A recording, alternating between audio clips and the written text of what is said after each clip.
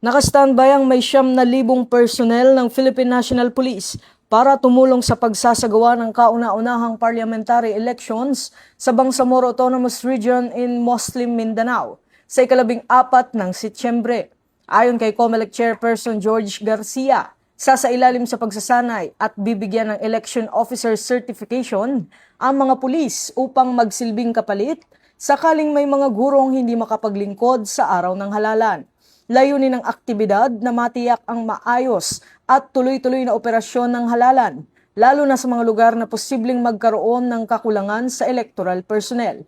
Kaugnay nito, patuloy na nakikipag-ugnayan ang PNP sa Commission on Elections para mapanatili ang kaayusan, seguridad at integridad ng nalalapit na BARM parliamentary polls.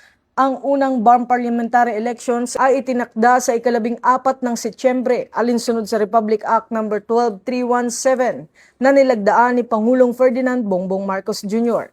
Hinihikayat naman ng PNP ang publiko na makiisa at makipagtulungan sa mga otoridad upang matiyak ang ligtas, maayos at mapayapang pagsasagawa ng halalan sa BARM.